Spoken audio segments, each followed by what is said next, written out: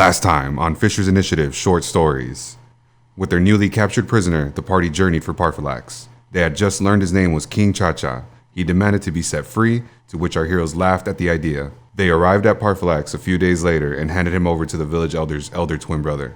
We have communed with the Tree of Wisdom or whatever. Also, we captured this goblin who was trapped within the tree. It appears he cannot be killed. The village elder looked up in curiosity from his glass table. He wiped cocaine from his nose and drew his dagger.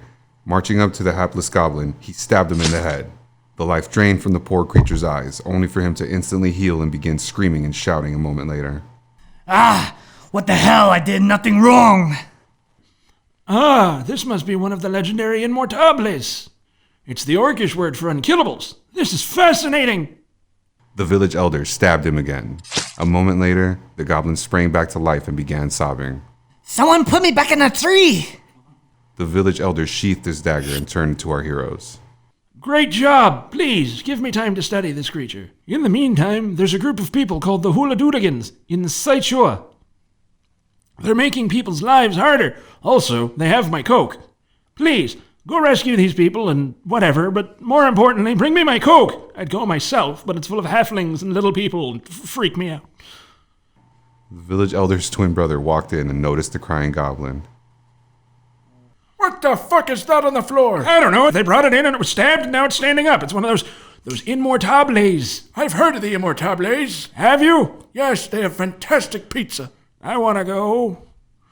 But wait, I put you in a box. I got out of the box. How did you get out of the box? I locked the box. You did not put a lock on the box. It was on the inside of the box. Son of a bitch, I should have put a lock on the box. Next time I'm putting a lock on the box, you coke thief. Why does everyone hate short people? We'll get you your coke back, sir. Oh, and rescue those halflings. And so, our heroes jumped back onto their giant pillbugs and set out for Saichoa, leaving King Cha-Cha to his cruel fate. They arrived in the small town a few days later and were immediately set upon by a pair of halfling hoodlums.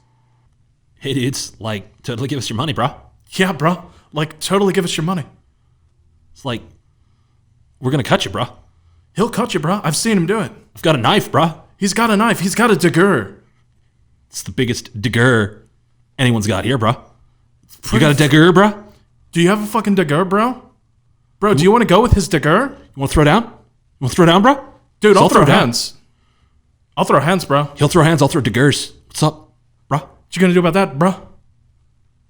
Apples! We haven't even begun our search, and our foes have already pounced upon us. Die! Ume threw glitter into the halfling's eyes, but it had no effect other than blinding him. Ume looked into the camera and, with a shrug, said, Hey, I'm trying my best, okay? With a lunge, she stabbed him in the face while Donovic and Melvin beat down the other. Tell us where boss is or you die. But you know what, dude? He's not even worth it. Bro. Nah, bro. No. It's not worth it, bro. Not worth it, bro. No. They're over there, man. He pointed to a park down the road. The party made their way over to find a group of out-of-shape halflings sitting on weightlifting machines as they harassed passersby. Surrender, you hoodlums! A halfling with a mullet stepped forward. Dudes, we're totally lifting, bruh. It's over, little people. Now give us coke. You know what? Them fight words, bruh. A vicious battle began between our heroes and the gang of halflings. The gang leader jumped onto the shoulders of another halfling and, together, they took the fabled Hula-Doodigan fighting stance. Donovic punted several, while Ume sliced a few throats. Melvin fired off several perfect spells, and the battle was soon won. They searched the gang leader's corpse and found a brick of cocaine. Not wanting to stick around and draw too much attention, they promptly set out for Parfalax. After several days, nearing Parfalax, they spotted the black and gold zeppelins of the dwarven nation, Ikazar, dotting the sky. As they got closer, they found the silver and red wagon trains of the Orcish nation, Buenas Bebidas. Approaching the village elder's laboratory, the party found dwarven and Orcish soldiers arguing among themselves about which nation would be next to study the immortal goblin. Ugh, they're never gonna stop arguing. I'm gonna chill at the bar. Ume moseyed into the tavern while Donovic and Melvin stood in line at the front lobby. Moments later, explosions shook the land and a commotion drew the duo outside. A lone dwarf, glowing much like our heroes do, clad in burlap rags, slid down a lightning bolt with a single hand. As he descended from the sky, he shot lightning out at the zeppelins and wagon trains, causing them to burst into fiery explosions. I am Dervius of the Storms. I am the last of the wages of sin. His voice boomed throughout the valley. Lightning strafed the land and all dove for cover as the mysterious dwarf floated gently to the ground. As his feet connected with the ground, he looked towards the laboratory and his eyes glowed particularly brighter. I wish to create a world for immortals. A world where none shall ever die again. Not one to miss an opportunity to point out someone's logical fallacies, Melvin's voice rang out. But wouldn't that lead to overpopulation? Thunder boomed and lightning crackled around the dwarf's hands. He shot out a lightning bolt at Melvin, which hit him directly in the heart. Melvin, the perfect elven wizard, fell to the floor, now a lifeless husk. But a moment later, he regained consciousness and found himself fully healed. He and Donovic looked at each other in confusion. With a smirk, Dervius drew a black card from his pocket and threw it to the duo. I will build a world for us, one where we can roam free from subjugation or unjust scrutiny. You need only speak my name into the card, and you shall be in contact with me. It can only be used once.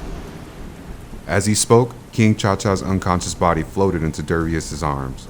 He raised a hand high over his head and the heavens opened up, revealing a bright light. A Pegasus, pulling a golden chariot, soared through the sky. Dervius, with King Cha-Cha under his arm, boarded and together they flew up into the skies. Farewell, my fellow immortals. As they disappeared from sight, the village elder's voice rang out in an accusatory and panicked tone as they pointed at Melvin. He's an immortal! He's an immortal! You know what that means? We can stab him in the head several times, and he can bring us coke from the bottom of the ocean. Ocean coke is the best coke. But I'm gonna keep it. It's mine. You son of a bitch. I swear to God, if you keep the coke. You know what? What? Oh! That was the last of it. You took my last bump. That was my favorite. That was my lucky bump. That was my lucky bump now, you son of a bitch. I'm gonna bump you somewhere where the sun doesn't shine. Would our heroes be able to escape the clutches of the village elder? Will the deaths of all these foreign soldiers have any consequences? And who is Dervius of the Storms? Find out next time on Fissure's Initiative Short Stories.